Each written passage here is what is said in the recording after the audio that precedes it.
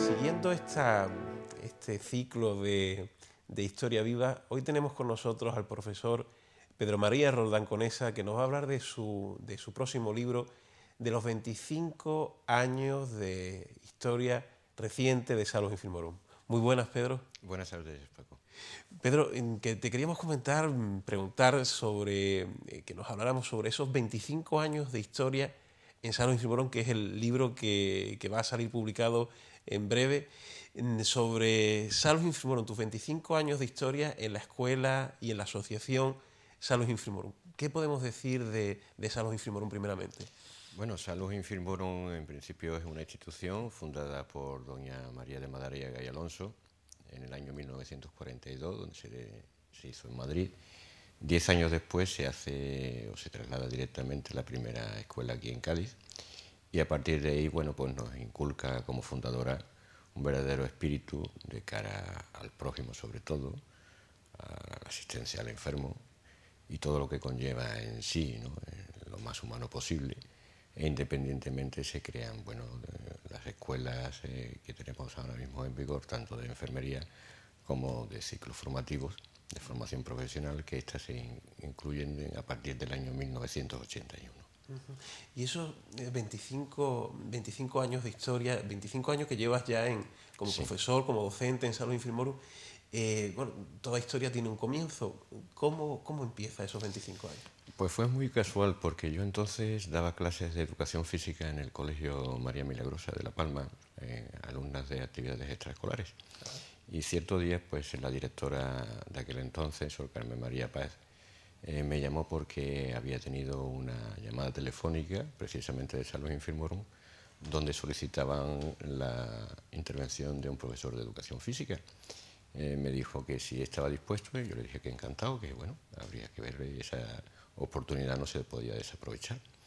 Entonces, a la mañana siguiente, pues fui a la Escuela de Salud, que estaba en aquel momento en Simón Bolívar. El antiguo chalet, ¿no? En el antiguo chalet. Estaba regentado entonces, y la rectora era doña María Baurrea, la cual me entrevistó, y bueno, a partir de ahí fue mi comienzo, ¿no? Sí, es anecdótico que, bueno, cuando yo entré por primera vez en aquel chalet, entre comillas, como tú dices, ¿no? Pues no parecía tener una opción de escuela, ¿no? Aquello parecía más una casa grande, con luz un poco tenue, más del año 40, y yo me preguntaba, digo, bueno, ¿y aquí dónde se darán las clases de educación física? Porque claro, yo como profesor lo primero que intentaba ver era una pista deportiva, ¿no? Pero bueno, más tarde nos dimos cuenta de, bueno, que aquel chalet, entre comillas, no tenía las opciones complementarias para poder dar clase de educación física, aunque sí la hicimos, y en vez de dar educación física en sí, pues hicimos gimnasia, porque no había métodos ni había formas para poder hacerlo, pero salimos adelante y fue una anécdota importante. Y bueno, aquel fue mi primer comienzo en el 28 de octubre de 1987. En 1987, 88, bueno, yo conozco a Pedro Roldán hace tiempo y como profesor es una persona que está por encima de las dificultades. Y bueno, en esa anécdota que comentas en el libro, que las clases de gimnasia, además de hacerlas allí en esa pequeña pista, también os ibais a la gaditanísima playa de las Claro, Caletas, ¿no? claro, porque, bueno, en principio el material, recuerdo que el material que nos dio entonces doña María eran 2 balones de cuero, pero podían ser de Kubala, o sea, desde el año 1945-50, una cajita con bolos, ¿eh? Y después había un balón de plástico. Entonces, ese era el material que yo tenía en aquel tiempo. Como allí, como he dicho antes, no se podían dar las clases, pues con su permiso fuimos a la playa de la Caleta, hacíamos las clases de educación física donde se podía correr, había un espacio más controlado, y también controlando las mareas, lógicamente, porque la semana de tarde que la marea estaba alta tampoco podíamos hacerlo, o sea que ese día nos íbamos a correr por las balaustradas y por la parte de la playa, ¿no? Y como docente, Pedro, en todos estos años de la historia reciente de Salus Infirmorum, ¿qué nos puedes decir? ¿Qué puedes aportar, comentarnos? Yo la base docente la baso en el alumnado. Para mí, sin el alumnado no somos absolutamente nada. El alumnado es la parte fundamental y específica de cualquier escuela. Como digo, el alumno de hoy nada tiene que ver con el de hace 25 años. ¿Por qué? Puede ser por el sistema, porque la base de donde vienen, tanto ya de la secundaria obligatoria o del bachillerato, hay una sistematización muy fuerte, vienen con una presión añadida, los currículos son más fuertes, hay menos espacio de tiempo para poder dar las clases, entonces todo esto se va notando. ¿Qué conseguimos en Salud? Pues simplemente no quedarnos en una parte docente y ya está, sino inculcarles lo que nosotros creemos valores positivos, valores inmediatos de cara a la sociedad. Hoy día la televisión, la publicidad, la prensa, pues sinceramente no destacan valores muy positivos con respecto a la sociedad joven, ¿no? Y en nosotros está precisamente eso, en inculcarles unos valores con el espíritu de Salud, en el cual se pueden acrecentar en su vida social, en su vida formativa y, como no, en su vida familiar también incluso. Algo, recuerdo que leí en tu libro, que eso dice mucho de un docente, que siempre has enseñado aprendiendo, ¿no, Pedro? Sí, totalmente. De los alumnos tenemos que aprender. Es decir, el profesor no es el que ya sabe todo, al revés. Cada día tenemos que aprender algo, ¿no? Hubo un alumno en cierta ocasión, y lo he repetido muchas veces a los compañeros, que me dice, para usted es fácil, como usted lo sabe todo. Yo creo que está totalmente equivocado. Digo, mira, yo tengo una asignatura todavía suspendida y la voy a seguir suspendiendo cada vez que pase un año escolar. Dice, ¿cómo qué asignatura que está estudiando usted? Mire usted, mi asignatura suspendida es la paciencia. Porque si el profesor no tiene paciencia, malo, muy malo, ¿no? Entonces al alumno hay que cultivarlo, hay que mimarlo. Hay que decirle que también, aparte de sus derechos, tienen sus obligaciones. Pero no podemos ser autoritarios, debemos ser no amigos, pero sí entrañables. Es decir, que haya una comunicación estable y que comprendan perfectamente que tanto él aprenda de lo que yo estoy diciendo como yo aprender de lo que él me dice con su comportamiento, con su estudio y con su formalidad, claro. Y me comentabas que no es lo mismo, ahora no se quedan, por ejemplo, no es como hace 20 años el alumnado era más predispuesto, pero aún así Salud Infimbrón sigue hoy en día formando en la excelencia a esos profesionales sanitarios en un carisma cristiano, porque hace mucha falta en la actualidad sanitarios, enfermeros y técnicos de laboratorio en general que tengan esa humanización, ¿verdad, Pedro? Claro, es importante. Lo que pasa es que sí, Salud Infirmarum siempre ha respetado la ideología religiosa. De cada uno. Entonces, partiendo de esa base hay una ética profesional que independientemente el alumno, con nuestros valores, las inculca, ¿eh? Entonces es importante que la persona que lo está pasando mal, que está en un hospital, que está en una cama, se sienta acogido, ¿eh? Se sienta humanizado. Que no haya frialdad. Claro, se sienta humanizado.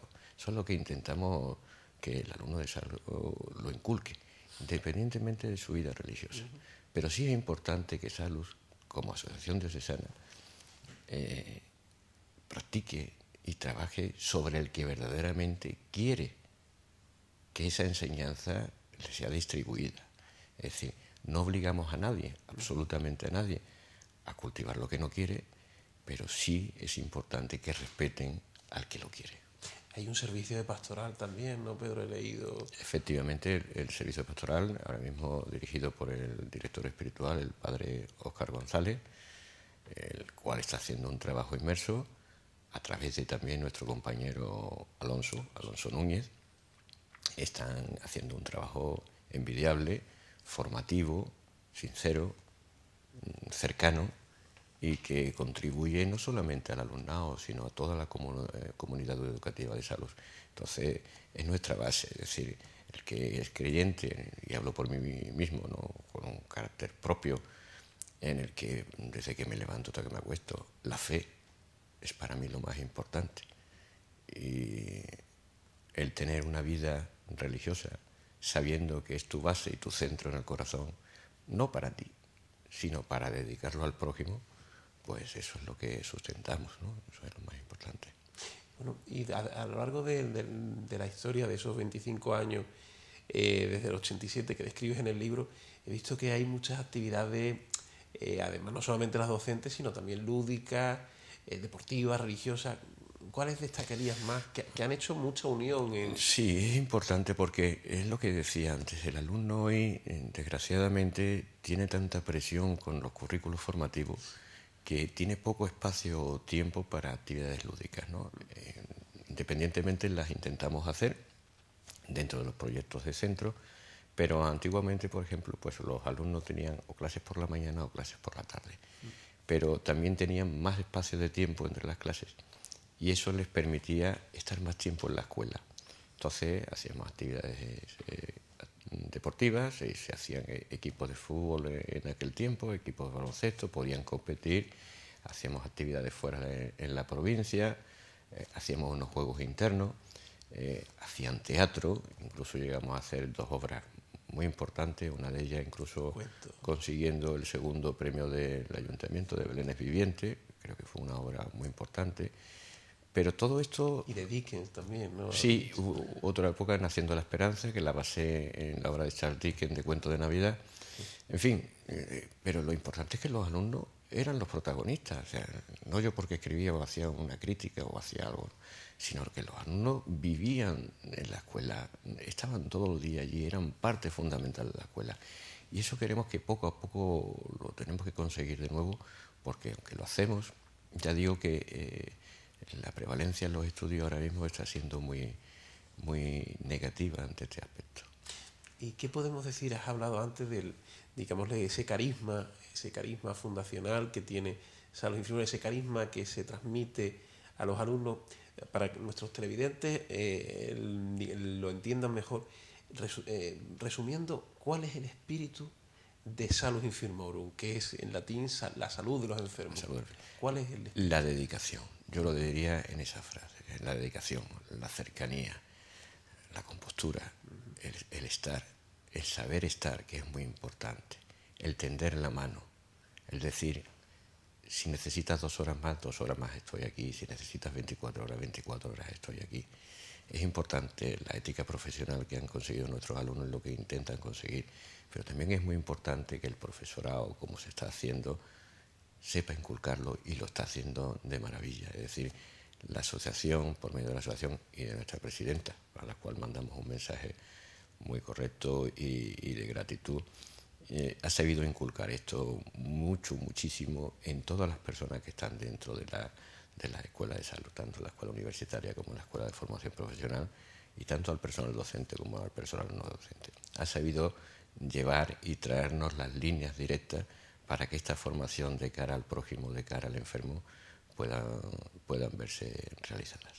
Y dentro de esa formación, Pedro, he leído que has hablado de, porque siempre María Madariaga, Isabel Resille, Concha Mejía, siempre he escuchado hablar de la excelencia del profesorado, y en tu libro, que está a punto de publicarse, leo que tú has sido profesor de profesores, porque hay muchos ahora que son antiguos alumnos tuyos que son profesores en la actualidad, ¿no? Yo creo que soy alumno de mis profesores. Yo prefiero ser alumno de mis profesores, es decir... Que sí, antes fueron tus alumnos. Efectivamente. Es un honor porque alumnos que han sido míos en etapas anteriores, en los ciclos formativos, en técnicos de laboratorio, ahora mismo son profesores de la escuela. Entonces eso a mí me llena de orgullo y de privilegio, ¿no? Porque independientemente como alumno, ahora saben como profesores lo difícil que es ser un docente. Yo muchas veces les he dicho y les inculco a muchos de ellos, cuando hagáis un examen, o cuando preparéis un examen para dárselo al alumno, pensar lo que fuisteis antes y lo que dijisteis de mí. Y estoy segurísimo que el examen lo pondréis muy fácil.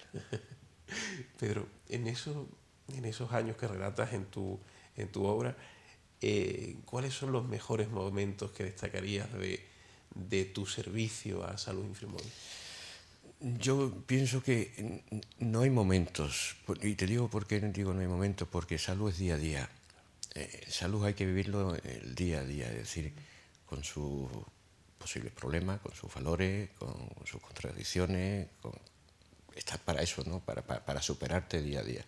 Entonces no es una cuestión de 25, de 15, de 18, de 20 años. Es decir, levantarte por la mañana y decir, hoy tengo que hacer más que lo que hice ayer. Pero en tu libro recoges un capítulo que es los mejores momentos de...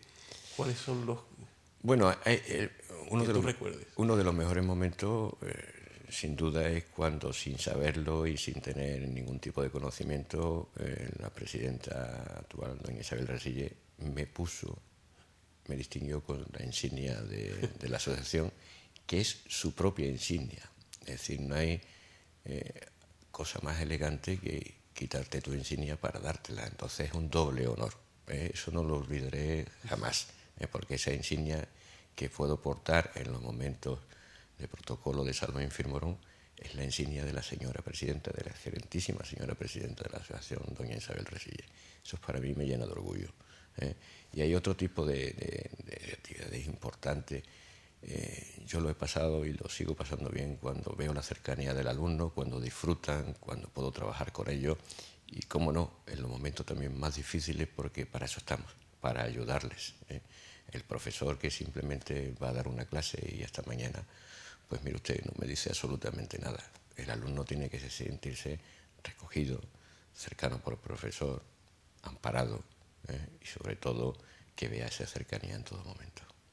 Pues ya ven lo que es la historia de esta institución tan arraigada en Cádiz y bueno, decirte, Pedro, que muchísimas gracias Por favor, a vuestra disposición, y para mí ha sido un honor venir, y ya os digo que Salus Infirmorum es una institución de cara al prójimo, de cara al necesitado, de cara a quien necesite verdaderamente el que podamos estar ahí para tender la mano, y que estamos abiertos. Es decir, no es una institución cerrada, todo lo contrario.